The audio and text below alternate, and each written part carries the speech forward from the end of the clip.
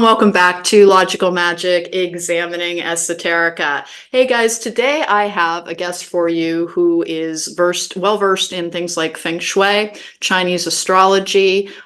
She has also created her own oracle deck called the Chinese Five Elements Oracle. She's going to help us understand some of the differences between Western astrology and Chinese astrology. Her name is Vicki Iskandar. She has a background in business as well. She has an MBA from NYU, so she really is quite the heavy hitter in a bunch of different areas. And I had to try and figure out what the best topic to talk to her about is, because she knows about qi, she knows about many different forms of energy healing and energy management. Vicki, thank you so much for joining me today. How are you? I'm good. Thanks so much for having me, Alane. I'm so happy to be here. So, Vicki, you took an interesting life course. You started out in business pursuing like kind of the very I kind of want to say like normalize things, trying to pursue success through the business world. What drew you towards the more metaphysical arts? Because you've been in this world for quite some time. And as I said, her biography it was a read. It was a read. You have a lot of experience in a lot of different areas. So you continue to learn and continue to expand. What originally drew you towards this world? Well, it was an awakening for sure because I finished my MBA, and up until that time life was just normal, right? Life was just great. And then I finished the MBA and I realized that, I really was kind of lost. I didn't know what to do and things seems to not be going my way. My MBA degree, I got an MBA degree from NYU, which is in one of the top schools. But then it actually was, I mean, for what I wanted to do, it became more like a blockage because I got too expensive, right, with an MBA degree. And for what I wanted to do, which was more editorial, creative stuff, it just wasn't, I mean, it really wasn't what was happening then. I mean, it's actually right now, it's great to have an MBA and I'm grateful to do it. But at the time, that was more like a blockage.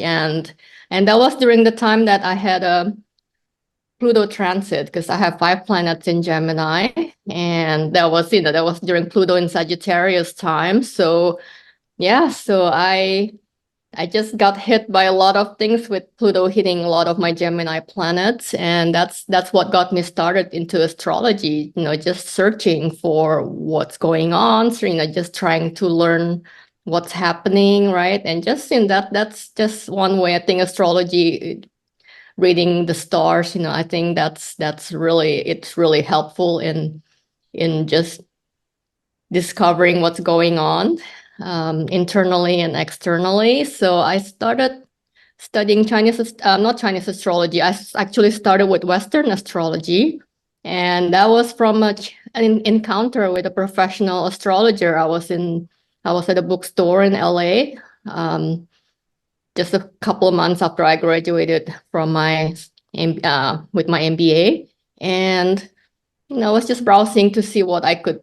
find, and this professional astrologer just happened to be there, and it's not a coincidence because that was definitely fated. And yeah, she pointed out to a few astrology books to learn, and they were, and then this was what was strange too, because we were at the Borders bookstore, Mm. mainstream bookstore and you wouldn't expect to find really serious astrology books there, but there were all these astrology books, like books by Robert Hahn. So yeah, so I got home with all these books and started just learning Western astrology. And then with the Pluto transit, it was, it's a lot of, that was also around the time of my Saturn return. So it's a lot of learning by experience, really.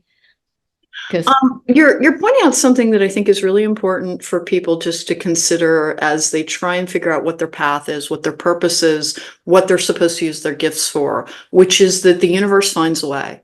that like Right. you can be just going about your life and you will have the connections, you will have the coincidences, you'll have the serendipitous events that will try and give you clues as to what your path is. And we always have freedom of choice, but what you're describing, because Borders is no longer around, but think Barnes and Noble, it was like that sort of store. And so it was very, very mainstream. And you had essentially spiritual and universal guidance find you in the middle of a Borders bookstore. And that is what you can expect. You don't have to ever chase your destiny, guys. It does actually come to you. So we've had a couple of astrologists on here, but I'd like to talk to you very particularly about Chinese astrology. After you became well versed in Western astrology, you started branching out into Chinese astrology. Now you are Indonesian by birth, but Chinese by culture. Is that correct? Yes. Okay. Yes. Yeah. So you already were like you would have had a foot in that water anyway. Can you tell me a couple of differences between Western astrology and Chinese astrology? Well, Western astrology is we're looking at planetary transits, so and it's also sun signs. So it's and to me since I learned both, it's more I use it more for timing because the aspects, with the transits can be really exact, Mhm. especially when it comes to Pluto or big transits, or Mhm. even the small transits like Mercury. It's very exact. Chinese astrology is based on the elements, 5 elements, and the animal signs. So it's the 60 pillars. Most people are familiar with the 12 animal signs, or at least they know, what sign they are in the sign that the year that they were born. But not a lot of people know that there are also the 5 elements involved, and then the 12 animal signs are also based on the elements because each of the animal signs have an element, at least one, or one. Some of them are pure elemental, and a few of them have hidden elements.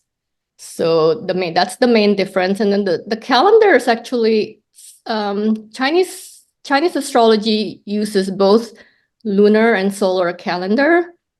So, and the solar calendar actually falls nicely halfway between the Western astrology sun signs because both are using the solar calendars. So there's some similarity there. Okay. Vicky, can you tell me a little bit about when you talk about the elements, what sway, what influence do they have in astrology? And what are the 5 elements that you're referring to? Yeah, so the 5 elements, so they are wood, fire, earth, metal, and water. So everything in life is a manifestation of one of these 5 elements. They're part of us, their nature, we're part of them. So, and it can be a time of year, a mood, taste, a thing, everything is an element basically. So let's start with wood because wood is the first element. And that's because it's the element of spring. So it's associated with new beginnings, the color green, and Jupiter, the planet. So all these elements are also associated with planets, which is another similarity with Western astrology. And that actually has helped me in terms of learning, getting deeper into the elements. So wood has an upward energy. So like Jupiter also promotes growth and expansion and a higher vision. And in terms of emotion, it's related to anger and also compassion. So there's different frequencies. So wood produces fire. So in the 5 elements theory, and that is the element of summer. So fire is associated with light, the sun, also the heart, the color red. And I love that you're wearing so much very fire today. And the planet Mars. Fire energy radiates outward like sunlight, and it's the element of joy, which is the key to a higher vibration. So fire produces earth, and earth is the element that helps us transition from one season to another, and it's the grounding element, and it's associated with the center. So when we say we're centered, it also refers to being grounded. And it's also associated with Saturn, so which is grounding. And earth energy is downward, which grounds us, and it's the element of peace. Earth produces metal, which is the element of fall, autumn, and it's associated with Venus. So the color is gold, silver, metallic, basically. And to me, metal is the most misunderstood element in our modern society, and also very out of balance in the modern world. And it's the element of self-reflection. So think of a mirror, because that's metal. And it's also the element of spirit. That's why it's also the most misunderstood element, because it's, you just have to go deep into your spirit to understand metal.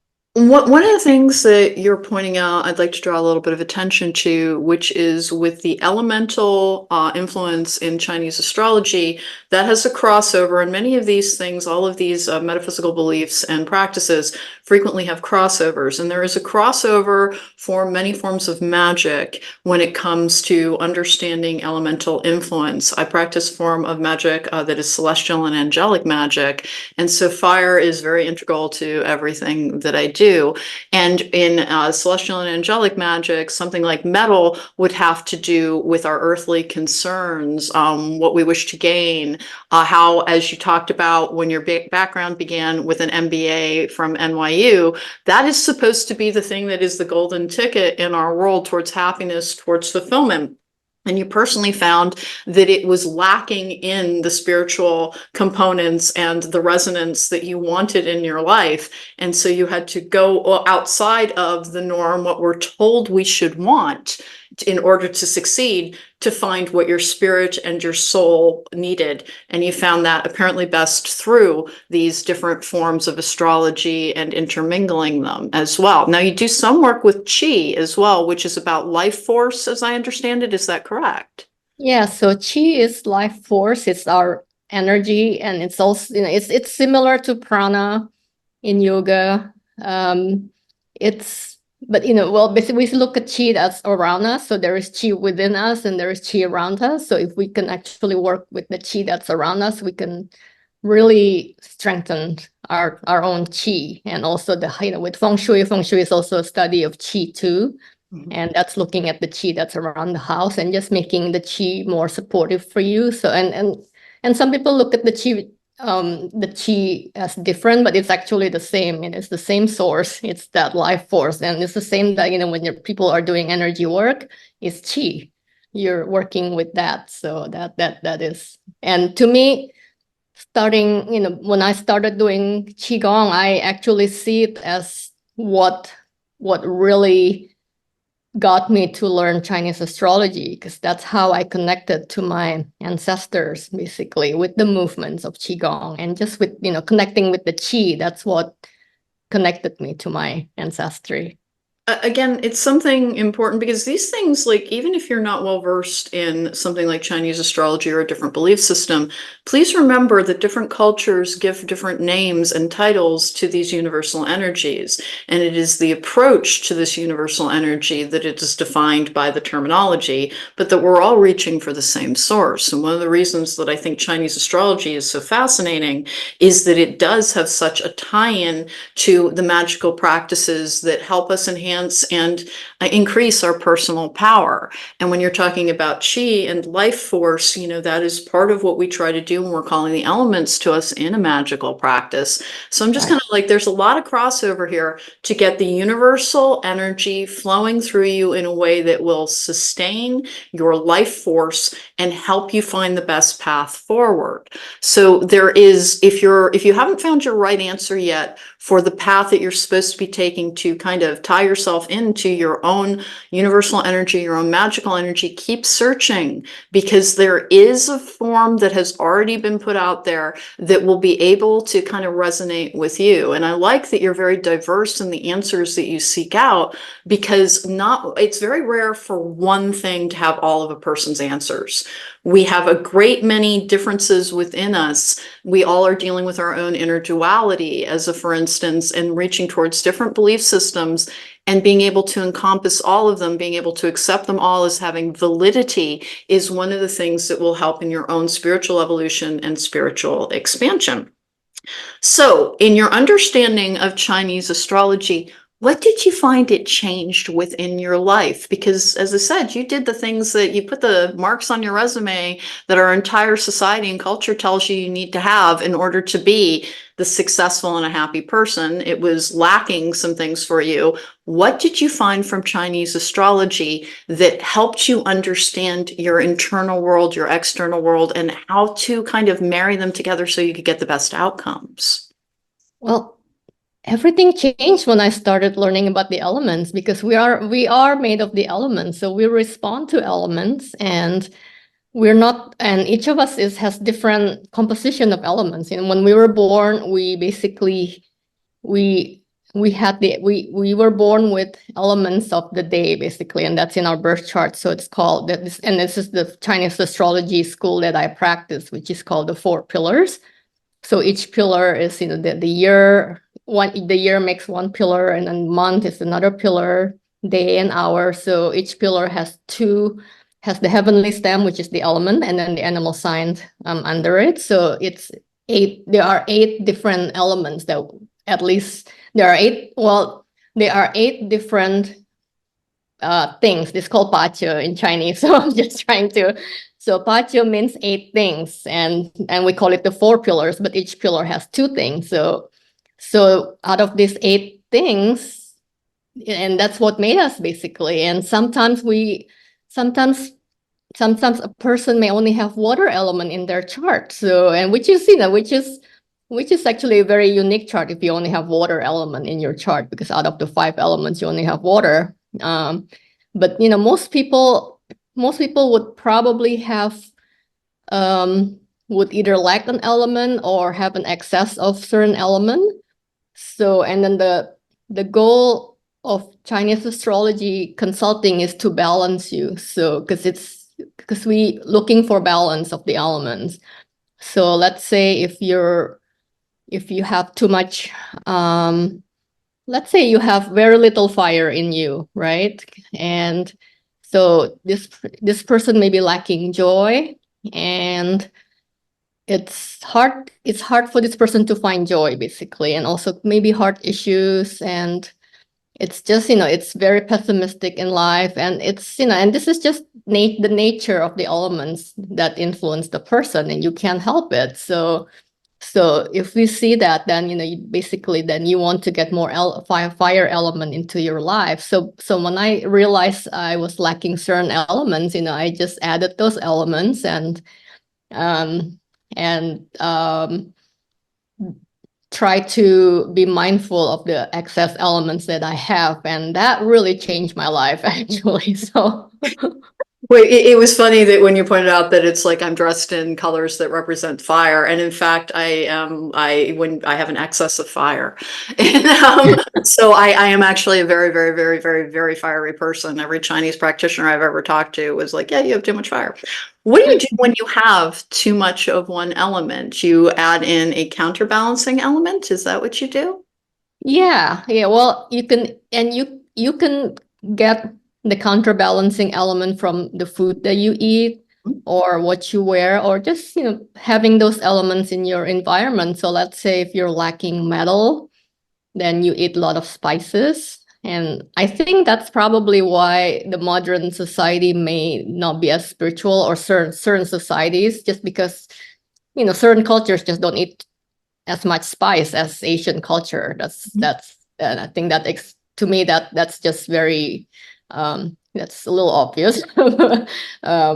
But yeah, or certain elements come through during a year. So let's say we're in the year of Wood Dragon. So that's wood, and dragon is earth with hidden wood and hidden water. So if you're lacking wood, let's say, then, or if you're lacking fire, then this is a really great year for you, because there's wood to stoke the fire. So Oh dear, what if you have too much fire? Because apparently, like I'm burning down the house every single day in terms of well, you have the dragon. Dragon is earth, so earth calms the fire. So that's also yeah, so that works in that way. And so I'm going to tie this into some of the things I'm always talking about for people who are regularly listening. That is part of the reason that I'm a broken record about grounding, grounding, grounding, grounding, grounding. Because almost everybody in my collective does. They're very fire driven, even if they're not a fire sign, because that's their ruling element. And one of the most important things that you can do is have a solid grounding practice to make sure that your fire is within your control and warming your life rather than burning down your house is basically what the idea of balancing out your elements would be.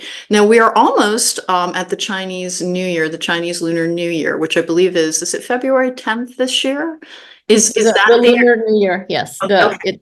The celebration is February 10, but we are actually already in it because the solar calendar for the New Year, it's February 4th each year. So February 4th is basically it's the first day of the New Year, just like our January 1st. The Western calendar, January 1st, that's the Chinese calendar is February 4th. So in terms of astrology, if baby is born after or on or after February 4th, will already be Wood Dragon. And it's the year of the Wood Dragon. What can we expect from a year of the Wood Dragon? So the wood in the Wood Dragon is young wood. So it's the young masculine, manifestation of wood element. And young wood represents compassion and benevolence in the highest frequency. And like I mentioned before, it has an upward energy, so it brings progress and innovation. And young woods also symbolize new beginnings because it's the first of the 10 heavenly stems, which is the yin and yang manifestation of the 5 elements. So it's a year of new beginnings, and the dragon is a young earth sign. So young earth is very confident and also resilient. So the dragon empowers us with intuitive intelligence and resilience, and also power and confidence. And you just, put the wood and the dragon together, and we have the wood dragon energy, which blesses us with strength and faith, basically. And dragon years are always significant. So it's, we have the year 2000, that was also a dragon year. And that's when I first started learning Western astrology. That was, the year of Y2K. And then we have 2012, which is another dragon year. And of course, that was the Mayan calendar. And there are a lot of things going on that year. And that was actually the year I started going deeper into Chinese astrology. So new beginnings, new beginnings everywhere. For the Chinese New Year, we'll have different influences on the different signs of it.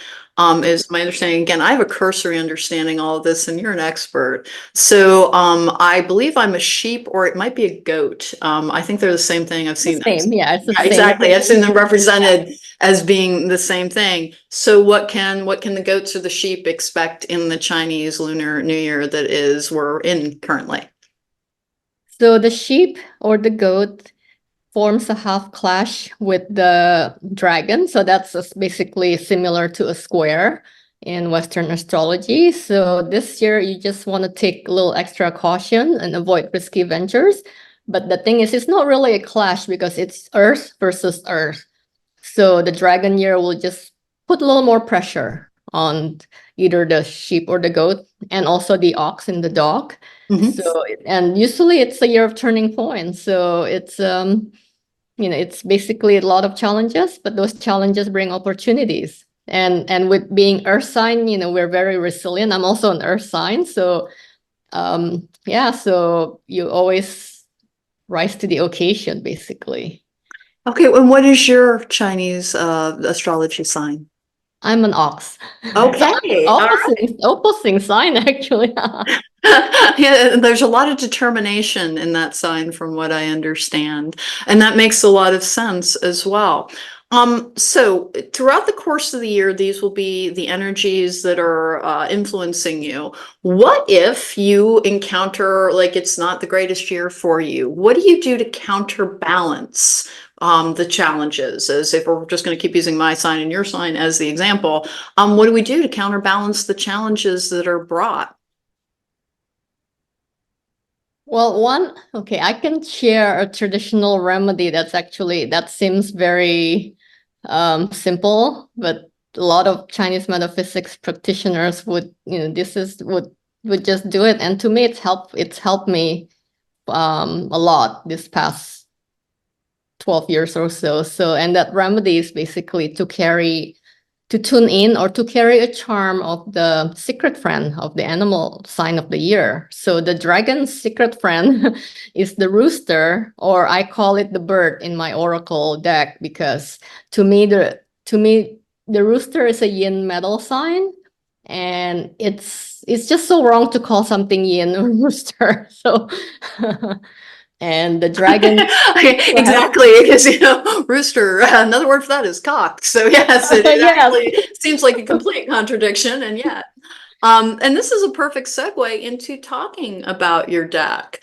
Can you tell me a little bit about it? Now, everybody who has seen me as a reader knows that I have a bazillion decks, and I really believe in adding oracle decks into tarot readings. I think they can add a great deal of clarity. I think that oracle decks are some of the best things to use for personal divination because they're more straightforward than the tarot is. The tarot has so many subconscious influences that, particularly when you're drawing cards for yourself, find one or two oracle decks that you really, really resonate with, and that's the thing that is most likely to give you the most accurate personal guidance. Because in the tarot, there's so much interpretation that goes into laying down a draw, and when we're trying to read for ourselves in particular, our ego gets in the way and we see what we want to see. And oracle cards have a good way of just circumventing that little pitfall and being like, no, here it is, brass tacks. So can you please tell me a little bit about your oracle deck? Full disclosure, I have not personally seen it, but it was one of the reasons that I booked you for the show, is because I am such a fan of oracle decks. So if you could talk to me a little bit about what's in it and what purpose it serves, and if you tell me a little bit about the process of publishing it. I know there are people who are interested in publishing their own oracle decks. So you published with Hay House, correct? Yes, and it was released in October last year, so it's only a few months old out there now. And you can get it on Amazon, Barnes & Noble, or various other book retailers. So the Chinese 5 Elements Oracle features the 60 combinations of the 5 elements and the 12 animal signs, called the 60 pillars. And the 60 pillars are used in the Chinese calendar to measure cycles of time. For example, we're in the Wood Dragon year. And so ever since I started learning Chinese astrology, I grew up knowing the 12 animal signs, but then, when I started learning the 60 pillars, I just knew that it would make a very good oracle deck. The 60 pillars are already an oracle system, like the I Ching, but it's just not as widespread in popularity. And each of these pillars contains so much information that can be used as a guide. So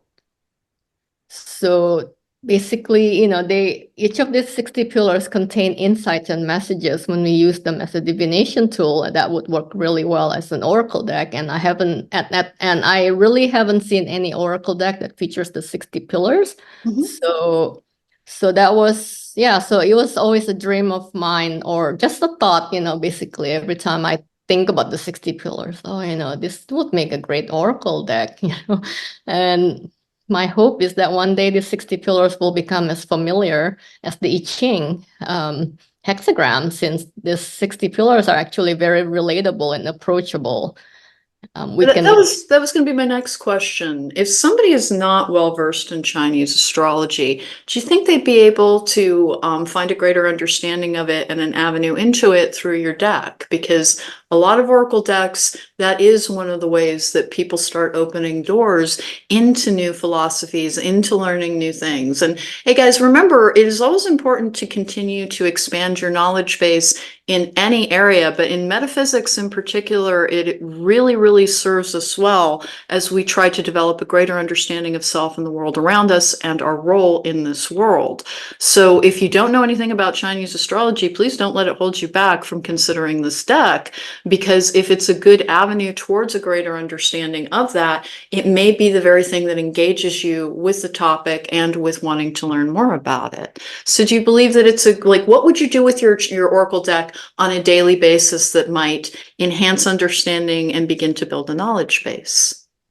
Well, you can pull one card every day for guidance, And just, and basically the cards are very responsive, and I heard a lot of feedback on people, basically how the deck, basically how they connect with the cards immediately. Either it's the card that's their year of birth, the pillar that's their year of birth jumps out at them, or things like that. But that's a sign that that you're connecting with the cards. These cards are speaking. So one card pull every day would be great. And I also share insights on the elements of the day using the cards on my Instagram at 5 Elements Oracle. And basically, I like, well, actually today I don't have the card for today, but yeah, I mean, let's say, oh, actually I do have the element of the month. So we are in the Fire Tiger month. Oh, wow, pretty. That's a really nice image.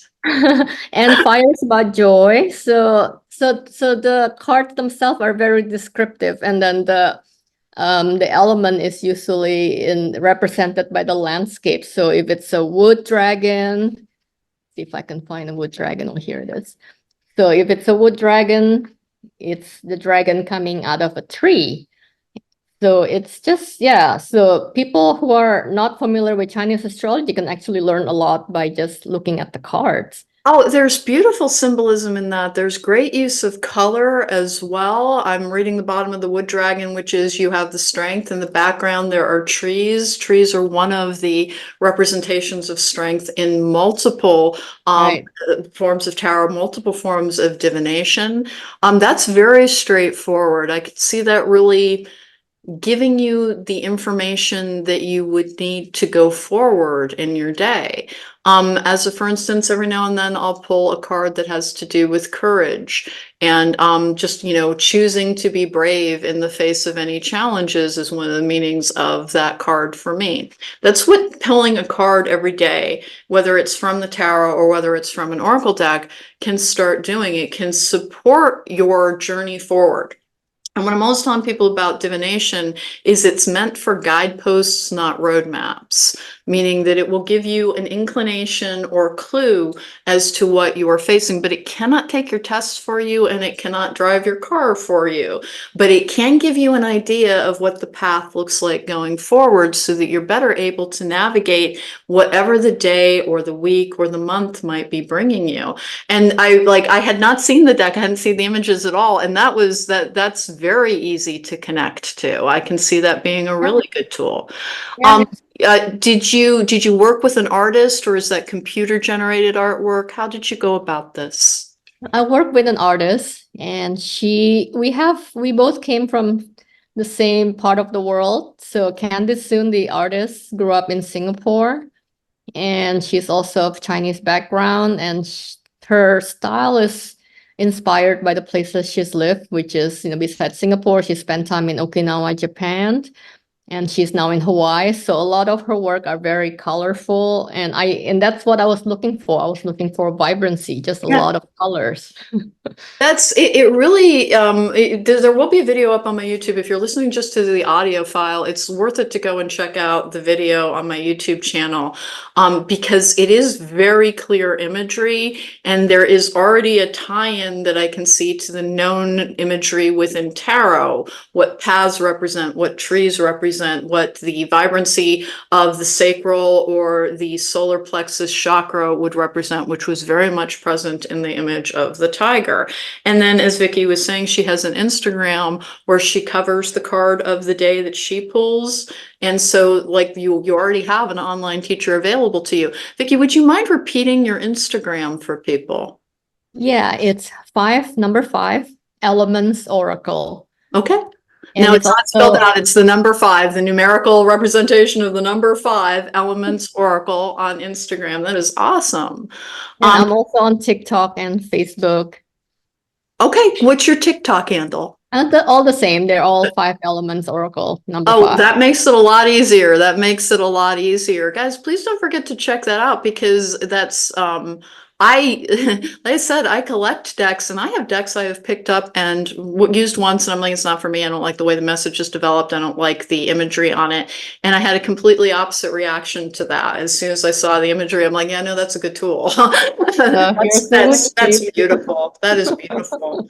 And it has a great use of flowers, which is about growth, Yeah, abundance, and resilience. And that is genuinely, genuinely lovely. I hope you do very, very well with that.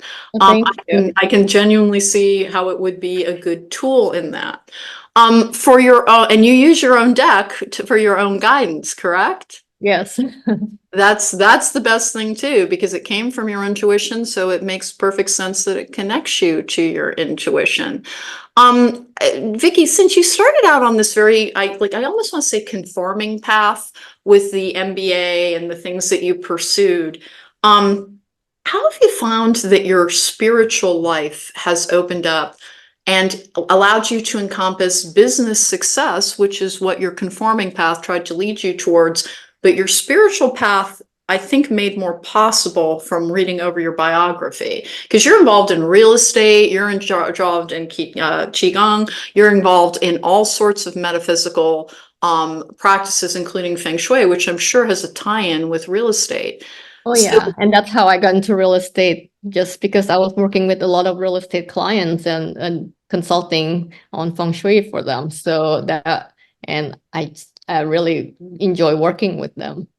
that is it. So everybody who has these questions about what am I meant to be doing, things reveal themselves over time, because you're talking about the year 2000 starting to get into Chinese astrology and having an encounter in a mass market borders, which is not the place that you think you're going to find spiritual enlightenment, and yet you did. Well, So I think, remember, it will find you.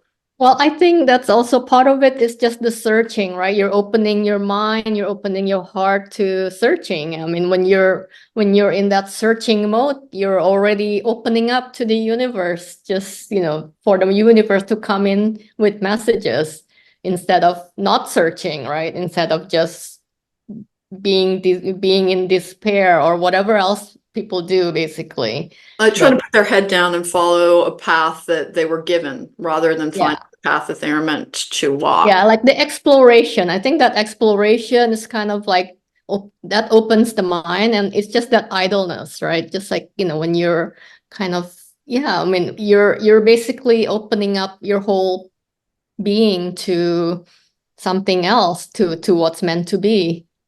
And can we talk just a little bit about the type of signs that the universe will send you when it's time to take active steps towards finding more? It can be confusion, it can be despair, it can be anger, it can be boredom.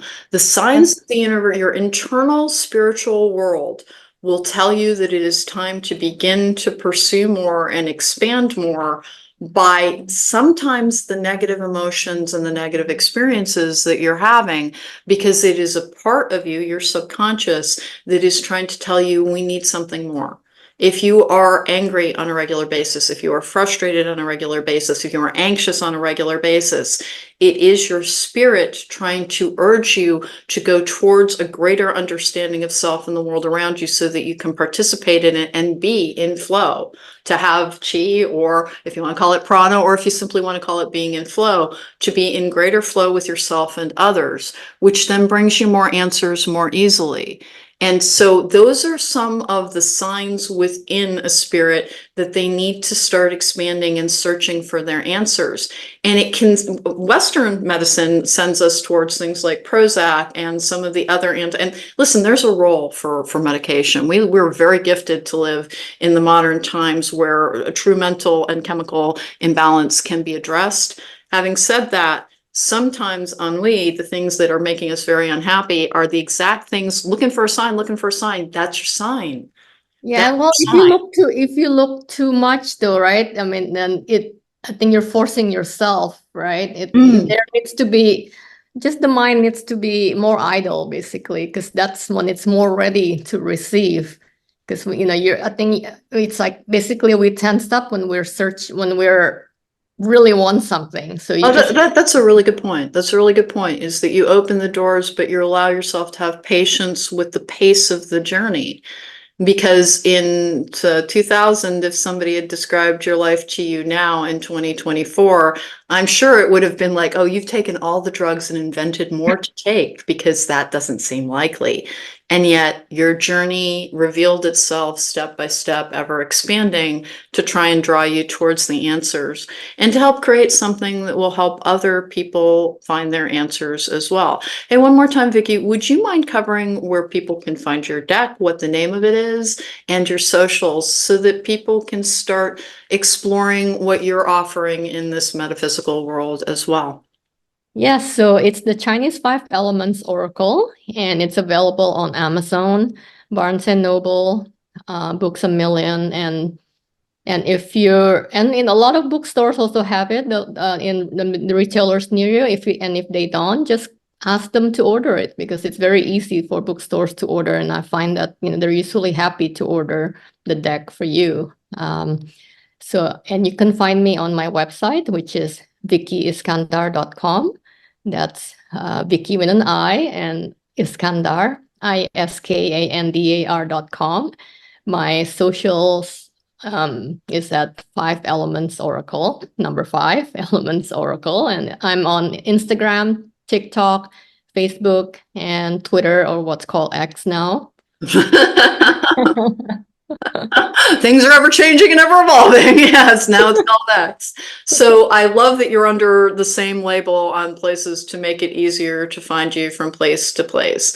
Guys, that was Vicki Iskandar. And thank you so much for joining me today, Vicki, and sharing your knowledge on this and your diverse background and your deck that, like, I'm a bit of an aficionado around decks, and I really clicked with just the imagery right away. So I do urge you guys to check that out. I'm, of course, Alane. You can find me at therisingmoon.com to book me for a tarot card reading or a life coaching session. That's the only way to book me. I never approach people in comment sections. Vicki probably knows this as well. There's so many scammers that impersonate people who do this type of work. So always go through the legitimate sources and know that we do not cold call you. We are not going to show up asking you to book a reading with us. Those are the ways to spot a scam person. Logical Magic, examining esoterica every week. You can find me here talking about different subjects. And then my YouTube is Cronecast at the Rising Moon, which is where I do a lot of tarot reading, and I do post the video versions of these interviews. Again, that is the Chinese 5 Elements Oracle, and check it out, guys, because we're always looking for our tools to connect with our divine self, to be in alignment with our divine self. And this is a really legitimate way to do that. And never stop searching for more answers, because as you expand, as your consciousness expands, you are able to take on more and have them be able to coexist. When you start to learn more, it doesn't cancel out what you already know. It adds to an ever-increasing knowledge base, and you have more and more respect for the diversity that exists within this world. No one person has all your answers, but you can find all of your answers within, particularly if you're willing to seek them. Always be a seeker, and you will find more, and you'll have a greater understanding of yourself and others and your place in this world. Thank you so much for joining me. That was Logical Magic. Check out that deck. I think it's pretty exciting.